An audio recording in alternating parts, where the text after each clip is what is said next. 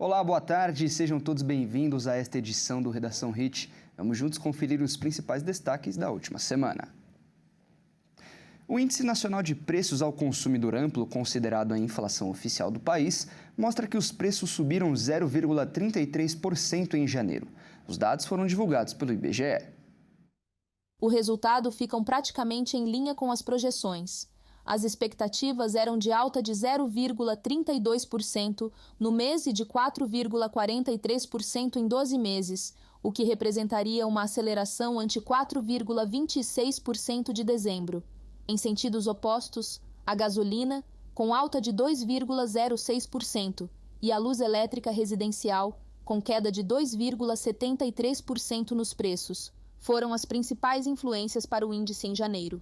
Nos 9 grupos, transportes com 0,60% foi o responsável pelo maior impacto no índice de janeiro por 0,12 pontos percentuais, com a alta de 2,14% nos combustíveis, em especial na gasolina com 2,06%, principal impacto individual no resultado do mês, com 0,10 pontos percentuais.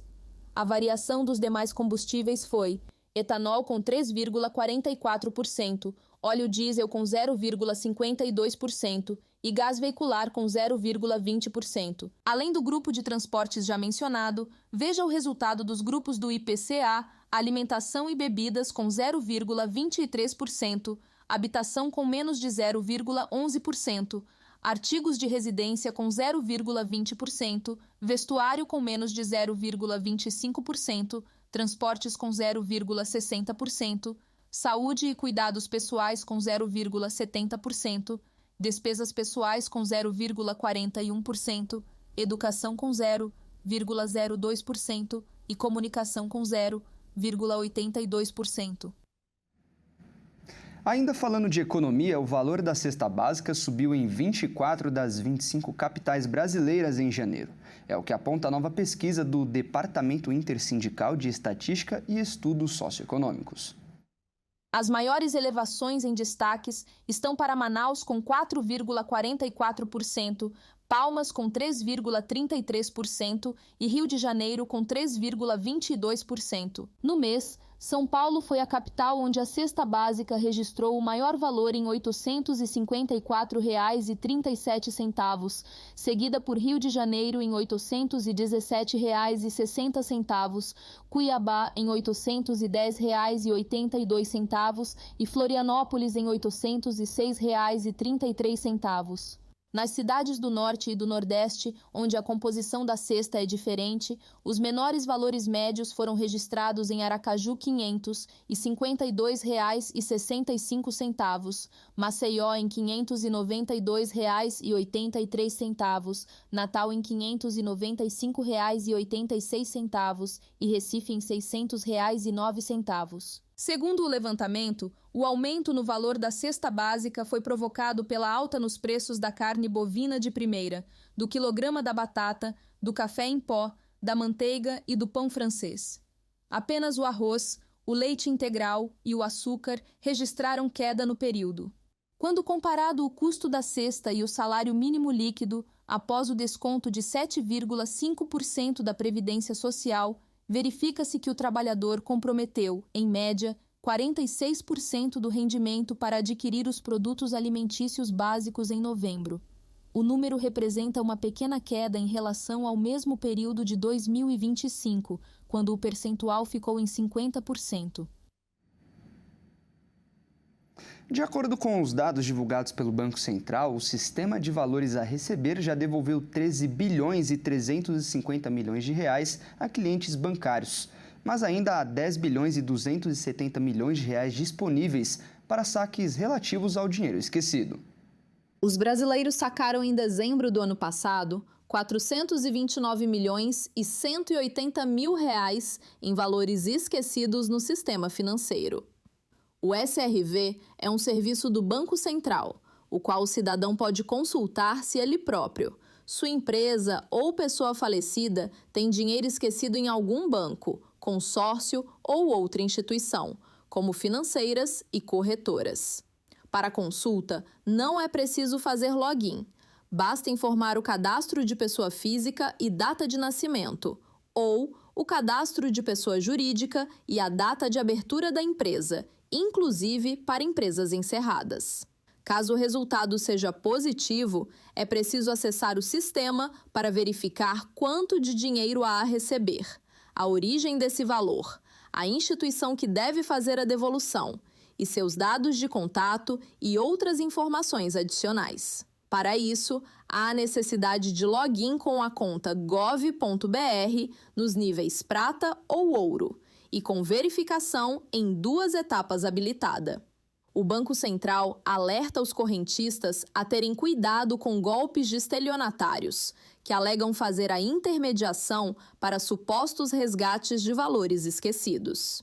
O Banco Central ressalta que todos os serviços do sistema de valores a receber são totalmente gratuitos e que não envia links nem entra em contato para tratar sobre valores a receber ou para confirmar dados pessoais. A instituição financeira também pede que nenhuma pessoa forneça senhas e esclarece que ninguém está autorizado a fazer esse tipo de pedido. Os aposentados e pensionistas no Rio Grande do Sul enfrentam um cenário de crescente endividamento. Com rendas consideradas insuficientes para as despesas mensais, muitos recorrem a empréstimos consignados para cobrir gastos básicos, como moradia e alimentação. Vamos ver. Dados do Serasa mostram que 25% dos gaúchos com mais de 60 anos está endividado. A principal porta de acesso ao crédito é o empréstimo consignado, que desconta as parcelas direto do benefício. Só até o fim do ano passado, o INSS liberou cerca de 800 milhões de reais nessa modalidade no estado. O problema é que, em muitos casos, o dinheiro não serve para investimento ou consumo, mas para fechar as contas do mês, já que aluguel, alimentação e remédios consomem quase toda a renda da maioria dos idosos. Com isso, aposentados entram num ciclo de dívidas, com descontos automáticos que reduzem ainda mais o valor recebido. A Defensoria Pública do Estado alerta para 3 situações recorrentes: descontos não autorizados, contratos com juros abusivos e o superendividamento, quando a renda já não cobre mais o básico para sobreviver. Nesses casos, a lei do superendividamento permite a renegociação das dívidas com prazos que podem chegar a 5 anos. Entidades que representam os aposentados criticam a falta de políticas públicas de orientação financeira. Para quem trabalhou a vida toda, a promessa de tranquilidade na aposentadoria dá lugar à frustração e à necessidade de continuar correndo para conseguir sobreviver. E a corrida eleitoral já começou. O ano será de muitas mudanças na esplanada dos ministérios. Pelo menos 20 ministros deverão deixar os cargos para disputar as eleições deste ano. O governo Lula busca ampliar a base aliada no Congresso Nacional em um eventual 4º mandato. Ministros que devem deixar o governo nos próximos meses intensificaram agendas e investimentos federais em estados onde pretendem disputar eleições. Entre os casos citados está o do ministro do Esporte, André Fufuca. O Maranhão, o estado de origem do ministro, recebeu mais de 170 milhões de reais em investimentos em 2025, aumento superior a 140% em relação ao ano anterior. Segundo a pasta, a distribuição segue critérios técnicos e legais e leva em conta demandas locais e déficit histórico de infraestrutura esportiva. Já o Ministério da Agricultura, comandado por Carlos Fávaro, destinou cerca de 132 milhões de reais ao Mato Grosso entre novembro e dezembro do ano passado, crescimento superior a 200% em comparação ao período anterior. O Ministério afirma que a priorização considera requisitos técnicos e relevância para o desenvolvimento regional. No Ministério da Educação, o Ceará recebeu cerca de 154 milhões de reais para obras como creches e escolas de tempo integral. A pasta informou que a escolha dos projetos se baseia em indicadores regionais e necessidades locais. Pelas regras eleitorais, ministros que pretendem disputar cargos precisam deixar os postos até abril do ano eleitoral. Além do aumento de recursos em redutos eleitorais, especialistas alertam para a necessidade de transparência nos critérios de distribuição de verbas públicas, além de também chamarem a atenção para gastos do Legislativo com viagens oficiais ao exterior. No Ministério da Integração, parte significativa dos recursos enviados ao Amapá foi direcionada a aliados políticos. Do total destinado ao Estado por meio de convênios, a maior parcela foi para o governo estadual e também para municípios administrados por partidos aliados. No Legislativo, 78% dos gastos da Câmara dos Deputados ocorreram com diárias de viagens oficiais entre 2024 e 2025, passando de pouco mais de 2 milhões para cerca de 3 milhões e 800 mil reais. O número de parlamentares que solicitaram benefício também cresceu, assim como o total de missões internacionais. Entre os destinos mais frequentes estão cidades como Lisboa, Nova York, Londres e Roma. Segundo a Câmara, o aumento está relacionado à ampliação da chamada diplomacia parlamentar e à participação do Brasil em fóruns internacionais, como reuniões do G20, dos parlamentos e encontros multilaterais. Deputados que participaram das viagens afirmam que as agendas foram institucionais, com debates técnicos, participação em assembleias internacionais e representação oficial do país. Os valores das diárias cobrem despesas locais e não incluem passagens aéreas. O benefício foi reajustado em 2024. O Brasil repete e mantém um resultado ruim na série histórica em Índice Global da Percepção da Corrupção. O país ficou na posição 107 entre 182 países avaliados. O Brasil manteve no ano passado a segunda pior nota da série histórica no Índice de Percepção da Corrupção, o IPC. O levantamento anual da Transparência Internacional mede como especialistas e executivos enxergam o nível de corrupção no setor público. O país marcou 35 pontos, numa escala que vai de 0 a 100. Nessa escala, quanto menor a nota, pior a percepção. Com isso, ficou na posição de número 107 entre 182 países e territórios avaliados. Em relação a 2024, quando o Brasil já havia registrado 34 pontos, houve alta de 1 ponto, mas, segundo a organização, essa variação indica uma estagnação. O IPC é considerado o principal ranking internacional sobre corrupção e é publicado desde 1995. A metodologia atual, que permite comparação ano a ano, é usada desde 2012. O índice não mede casos concretos nem soma investigações ou denúncias.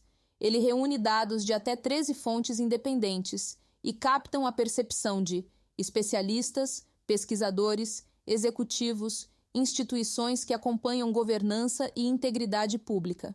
Para o diretor executivo da Transparência Internacional no Brasil, Bruno Brandão, o Brasil chamou a atenção internacional no ano passado, principalmente pela resposta firme e histórica do Supremo Tribunal Federal na responsabilização do ex-presidente Bolsonaro e outros que atentaram contra a democracia. E olha só, o Brasil registrou mais de 1,5 milhão de casos de trabalho infantil, mas, segundo o Ministério do Trabalho, apenas 2.700 casos foram identificados em ações fiscais. O Instituto Brasileiro de Geografia e Estatística, o IBGE, indicou que 1.600.000 crianças e adolescentes entre 5 e 17 anos estavam em situação de trabalho infantil no Brasil em 2024. Apesar da dimensão do problema, menos de 1% desse total foi alcançado pela fiscalização do Ministério do Trabalho. Segundo o painel de informações e estatísticas da Inspeção do Trabalho no Brasil, o Radar CIT, apenas 2.745 crianças e adolescentes foram afastados dessa condição em ações da auditoria fiscal ao longo de 2024. Isso corresponde a 0,2% do número estimado pelo IBGE. No mesmo ano, segundo o painel de dados do Ministério dos Direitos Humanos e da Cidadania, apenas o Disque 100 recebeu cerca de 4.200 denúncias envolvendo trabalho infantil. E em 2025, esse número foi ainda maior, com o registro de mais de 5.100 denúncias, alta de 19,4%. Dados do Ministério Público do Trabalho também revelaram alta nos indicadores em 2025. O número de denúncias chegou a 7.900 e 5.800 em 2024, um aumento de 36,6%. Os dados mostram ainda que São Paulo liderou o número de denúncias em 2025, com 2.124 registros, seguido por Minas Gerais, com 918, e o Paraná, com 529. Apesar do aumento das denúncias e da dimensão revelada pelo IBGE, o número de crianças e adolescentes afastados do trabalho infantil segue muito abaixo do total estimado. A Auditoria Fiscal do Trabalho atua prioritariamente nas piores formas de trabalho infantil, descritas no decreto do governo federal, e que lista mais de 90 atividades, envolvendo risco à saúde, à vida e à dignidade de crianças e adolescentes. Os policiais civis do Distrito Federal, com o apoio das polícias de São Paulo, Goiás e Minas Gerais, realizaram uma operação e prenderam 4 acusados de aplicar golpe para lavar dinheiro. Um esquema que, em 2 anos, já movimentou 15 milhões de reais. As polícias de São Paulo, Goiás, Minas Gerais e Brasília realizaram uma operação contra uma organização criminosa que era especialista em lavagem de dinheiro. O grupo foi responsável por movimentar 15 milhões de reais em 2 anos. Na operação, 4 pessoas foram presas por fazer parte do esquema. Os policiais encontraram também senhas de carteiras de criptomoedas e escrituras de terrenos. Carros, moto, dinheiro e até CPUs foram apreendidos.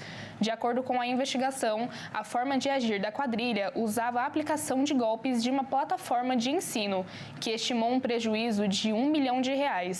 As investigações estão sendo coordenadas pela Divisão de Falsificações e Defraudações de Brasília. No total, 5 mandados de prisão e mais 4 de busca e apreensão foram expedidos na cidade de Sertãozinho, no interior de São Paulo, em Contagem, em Minas Gerais, em Aparecida de Goiânia, na região metropolitana da cidade, e Trindade, no interior de Goiás. 2 crianças de 6 anos tiveram que saltar de um carro em movimento depois de soltarem o freio de mão durante uma brincadeira. A reação do pai dos meninos impressiona. Vamos conferir. Uma câmera de segurança registrou um momento assustador envolvendo 2 crianças de 6 anos. Os gêmeos tiveram que saltar de um carro em movimento após um deles ter soltado o freio de mão durante uma brincadeira. Podemos ver o carro branco descendo em direção a um barranco com a porta aberta. Ao perceber o movimento, um dos irmãos foi o primeiro a pular e ainda tentou segurar o carro, enquanto o outro irmão descia do veículo. A criança que foi segurar o carro só se afastou quando o pai gritou para que pulasse para o lado. Com as crianças em segurança, o veículo cai e capota no barranco. Logo em seguida, o pai abraça os filhos aliviado. Segundo o pai, William Furlan, os meninos estavam dentro do carro ouvindo música enquanto ele foi buscar um produto em um galpão próximo. O veículo estacionado estava com a porta do motorista aberta. Durante a brincadeira, um dos irmãos acabou soltando o freio de mão e o carro começou a descer. Furlan afirma que o momento foi assustador e que na hora nem pensou em se preocupar com o carro e só agradeceu pelas crianças estarem bem e sem ferimentos. Furlan explicou que o carro não tinha seguro e ficou bastante danificado, mas a família decidiu divulgar o caso que aconteceu na fazenda da família em Francisco Beltrão, no sudoeste do Paraná, após golpistas começarem a usar as imagens para pedir dinheiro em nome de uma falsa arrecadação virtual. Ele afirma que não está pedindo doações para cobrir os prejuízos.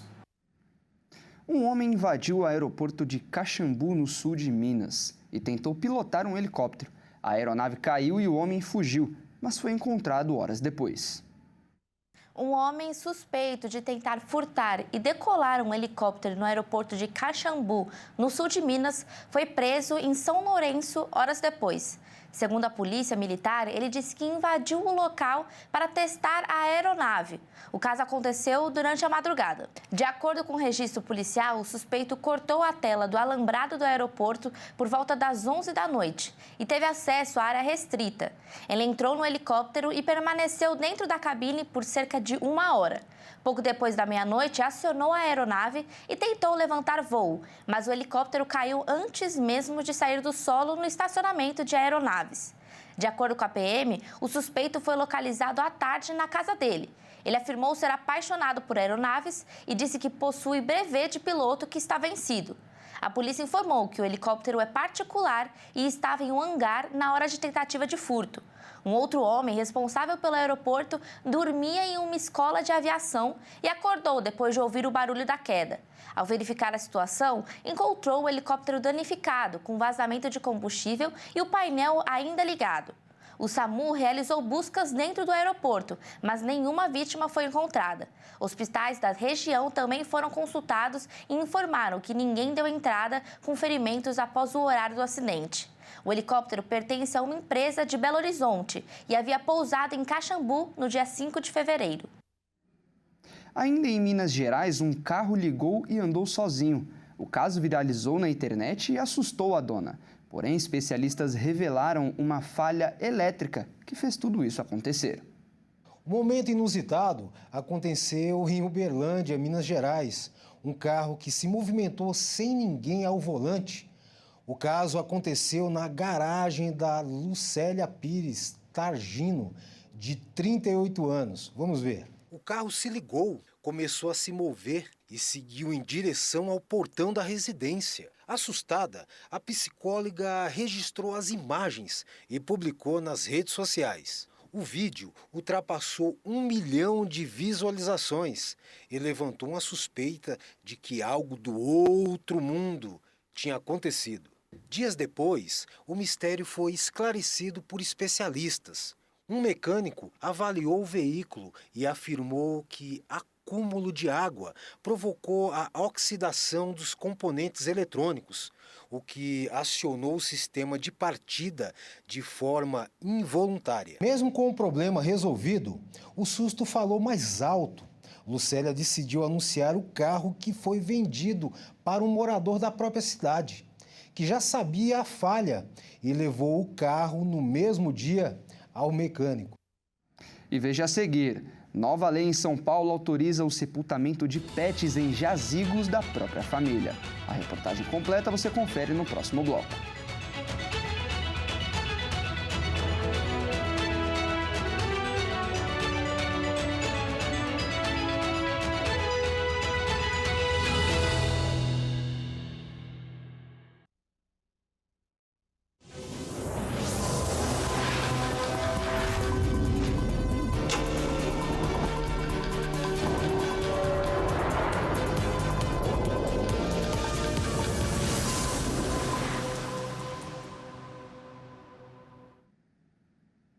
Seis mortes de pacientes por pancreatite são suspeitas de serem associadas a canetas emagrecedoras. Os dados da Anvisa mostram ainda mais de 200 casos da doença que podem estar ligados aos medicamentos usados para diabetes e obesidade. A Agência Nacional de Vigilância Sanitária registrou pelo menos 6 mortes por pancreatite, que podem estar associadas ao uso de canetas emagrecedoras no Brasil desde 2018. Há ainda 225 casos registrados com suspeitas de pancreatite. As informações constam no Vigimed, sistema oficial da Anvisa, e em relatos de pesquisas clínicas com esses medicamentos no Brasil. As notificações de casos e mortes envolvem diferentes medicamentos que ativam o organismo a produzir uma resposta biológica por meio do GLP-1, que é um hormônio produzido no intestino que regula o açúcar no sangue, aumenta a saciedade e retarda o esvaziamento gástrico. Entre os medicamentos estão o semaglutida, liraglutida, lixisenatida, tirzepatida e dulaglutida. A pancreatite associada ao uso de canetas emagrecedoras ganhou atenção internacional no início do mês, após um alerta divulgado no Reino Unido sobre casos em usuários de medicamentos da classe dos agonitas do GLP-1. No país, há 19 mortes. Autoridades sanitárias e especialistas reforçam que os dados não apontam que é preciso suspender o uso das canetas emagrecedoras, mas detectam a importância da prescrição responsável e do acompanhamento médico. A população precisa ser alertada, já que esses remédios são importantes e salvam vidas, mas eles podem se tornar perigosos se usados por pessoas sem indicação ou de fontes duvidosas. Por conta disso, esses medicamentos têm restrição de venda com retenção de receita médica desde abril de 2025, para que todos os pacientes fossem avaliados criteriosamente por médicos antes de ter acesso liberado ao medicamento. O paciente mais jovem a receber a polilaminina no Brasil relatou que voltou a movimentar a ponta de um dos dedos da mão, 12 dias após a aplicação da proteína. O paciente mais jovem a receber a polilaminina no Brasil e o primeiro de Mato Grosso do Sul, Luiz Otávio Santos Nunes, de 19 anos, voltou a movimentar a ponta de um dos dedos da mão, 12 dias após a aplicação da proteína, que ocorreu no Hospital Militar de Campo Grande. Luiz Otávio é militar do Exército Brasileiro e ficou tetraplégico após um acidente com arma de fogo em outubro do ano passado. Para ter acesso ao medicamento, ainda em fase experimental, ele precisou recorrer à justiça. A proteína está em estudos clínicos na Agência Nacional de Vigilância Sanitária, a Anvisa. Ele relatou que é algo mínimo, é um movimento pequeno, só que algo que ele não tinha antes. A polilaminina vem sendo estudada há mais de 20 anos pela Universidade Federal do Rio de Janeiro. O composto é uma versão recriada em laboratório da laminina, proteína presente no desenvolvimento embrionário e ajuda os neurônios a se reconectarem. As lesões da medula, como de Luiz Otávio, os sinais elétricos do cérebro deixam de chegar ao corpo porque as fibras nervosas são rompidas. A atuação da polilaminina é ajudar essas fibras a crescer novamente e restabelecer parte da comunicação. O jovem também disse que passou a sentir movimentos nos nervos das pernas, que foram afetadas e perderam a sensibilidade e movimentação após o acidente. A fisioterapia tem sido essencial para auxiliar na recuperação de Luiz Otávio. Essa recuperação parcial do movimento trouxe a Luiz a esperança de que esse medicamento seja aprovado e possa ajudar a recuperação dele e de outras pessoas que enfrentam a mesma situação. A pesquisadora responsável pelo estudo é Tatiana Sampaio, doutora em Biofísica do Instituto de Ciências Biomédicas da UFRJ. Um estudo revelou que pessoas com obesidade grau 3 tiveram risco quase 3 vezes maior de hospitalização ou morte por infecção comparado com pessoas com índice de massa corporal normal. Vamos ver.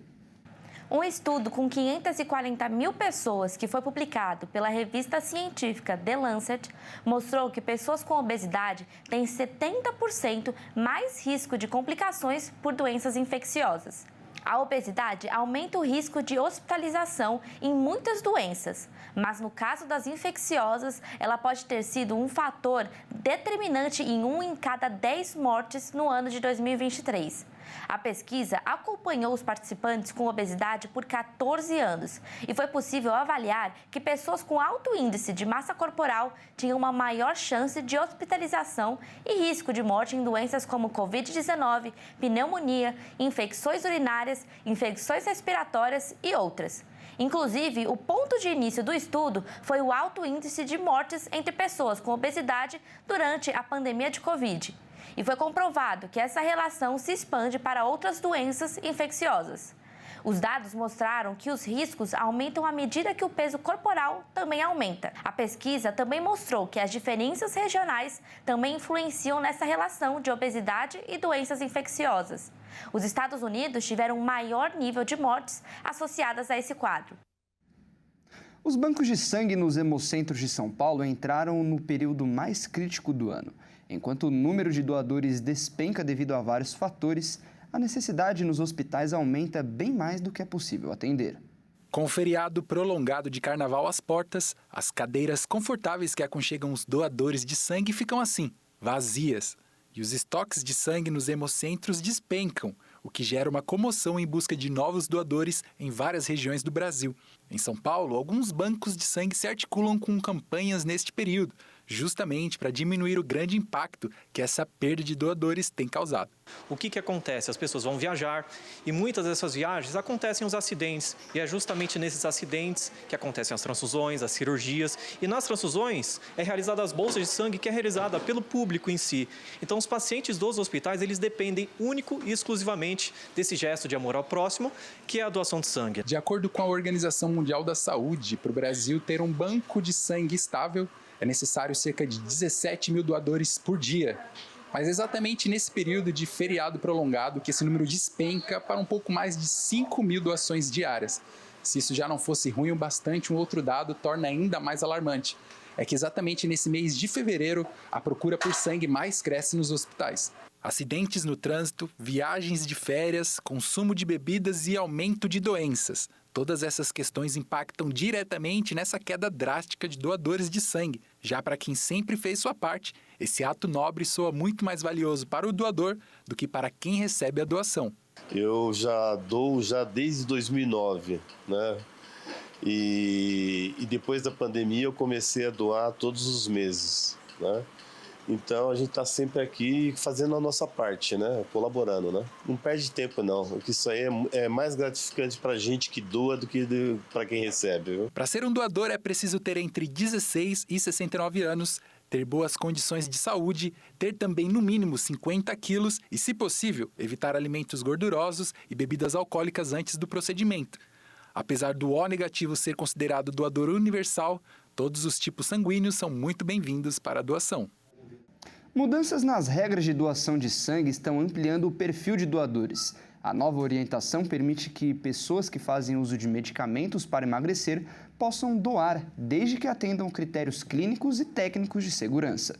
A atualização das normas representa um avanço importante para os hemocentros. Agora, o processo de avaliação dos doadores passa a considerar de forma individual o uso de medicamentos para emagrecimento, o estado geral de saúde e os possíveis efeitos colaterais. A mudança amplia o acesso à doação sem comprometer a segurança do sangue coletado. Nossos triadores já estão adaptados a novo prazo e é muito importante que as pessoas que estão fazendo uso, elas continuem se alimentando do que há de melhor e também faça bastante hidratação oral, para que não tenha intercorrência no momento da doação. A triagem clínica continua sendo uma etapa fundamental em todo o processo de doação. É nesse momento que os profissionais de saúde analisam o histórico do doador, o uso de medicamentos e as condições físicas, garantindo segurança, qualidade e confiabilidade em cada bolsa de sangue coletada.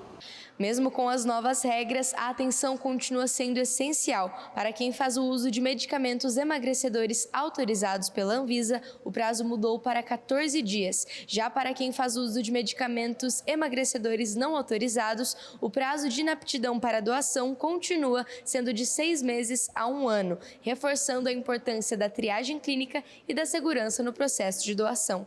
Se a pessoa já está tomando algum tempo, não tem nenhum efeito colateral, ela pode estar vindo doar sangue normalmente. Agora, as pessoas que iniciam o tratamento ou mudam a dose, elas devem aguardar 14 dias. Com informação, responsabilidade e critérios técnicos, a doação de sangue se torna mais segura e acessível. A nova regra não apenas amplia o perfil de doadores, mas também fortalece uma rede de solidariedade que salva vidas todos os dias. Extremamente importante. Hoje em dia é difícil nós vermos pessoas com esse mesmo interesse. Muitas vezes falta de informação também, né?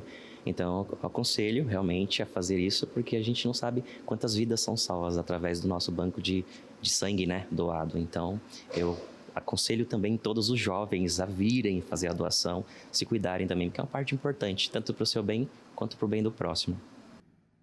E olha só, em São Paulo, uma nova lei foi sancionada pelo governador do estado, Tarcísio de Freitas.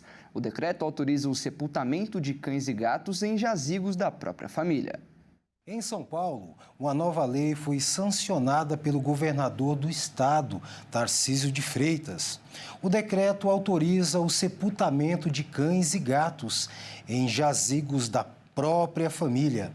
Uma medida que une respeito, carinho e dignidade na hora da despedida do amigo. O texto foi aprovado pela Assembleia Legislativa de São Paulo e reconhece o forte vínculo efetivo entre tutores e animais de estimação. A lei autoriza o sepultamento de cães e gatos em jazigos da família, desde que todas as normas sanitárias e ambientais sejam respeitadas. Reconhecido como projeto Bob Coveiro, a proposta foi inspirada na história de um cão que viveu por volta de 10 anos em um cemitério em Taboão da Serra. A nova lei também garante que todas as despesas sejam pagas pelo dono do jazigo e que cada município defina suas regras.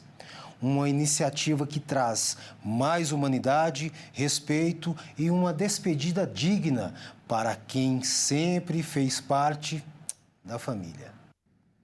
Um motorista de ônibus viralizou nas redes sociais ao se emocionar ao ver seu filho seguindo a mesma profissão. O reencontro ocorreu na rodoviária de Campo Grande, em Mato Grosso do Sul, após 10 meses sem se verem. O motorista de ônibus Wilson Furtuoso, de 43 anos, viralizou nas redes sociais ao se emocionar ao ver o filho, Wesley Thiago Velo Furtuoso, de 22 anos, seguindo a mesma profissão. O reencontro ocorreu na rodoviária de Campo Grande após quase 10 meses sem se verem na estrada. O motorista explicou que chegou ao terminal no momento em que se lembrou de que Wesley havia comentado em que sairia naquele horário. Ao identificar o ônibus da empresa onde o filho trabalha, decidiu gravar.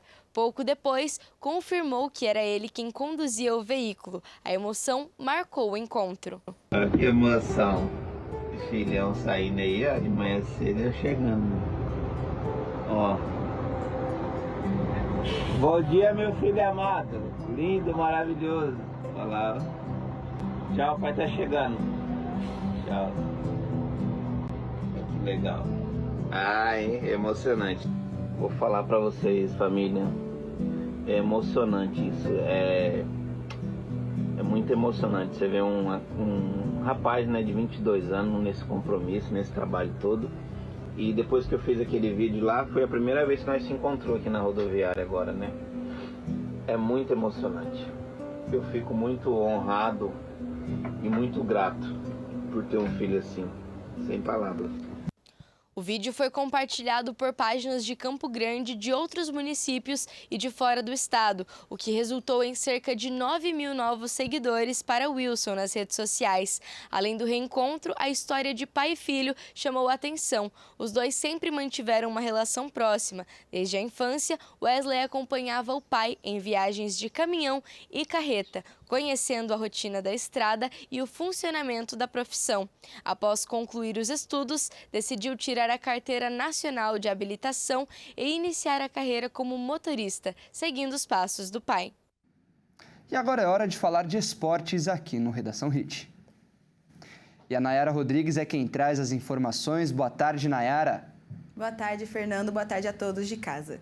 E olha só, está acontecendo os Jogos Olímpicos de Inverno na capital da moda italiana. E o público vai ter todas as noites durante o evento um espetáculo para brindar o espírito olímpico. Conta pra gente. Isso mesmo, Fernando. Os Jogos de Inverno de 2026 têm 2 piras olímpicas, uma em Milão e outra em Cortina. Das 18 horas à meia-noite, durante os Jogos Olímpicos de Inverno, cada hora é marcada por um pequeno espetáculo de luzes ao redor da pira olímpica sob o Arco da Paz, em Milão. O design da pira remete ao gênio Leonardo da Vinci e seus nós, entrelaçados geométricos que simbolizam a harmonia entre a natureza e a engenhosidade humana. Nós que formam uma esfera luminosa que brilha sob o olhar curioso de dezenas de turistas e italianos.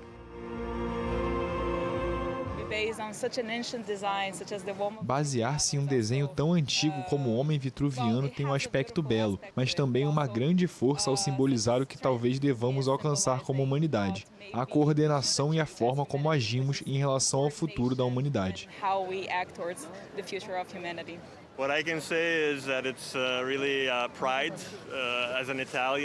O que posso dizer é que é um verdadeiro orgulho como italiano ver esse tipo de arte exposta de forma tão moderna, de Da Vinci até os dias de hoje. E pessoalmente é muito bonito para mim rever os Jogos Olímpicos, porque estive nos Jogos de Turim 2006 como voluntário e vi a chama olímpica em Turim. Ver novamente aqui em Milão é incrível.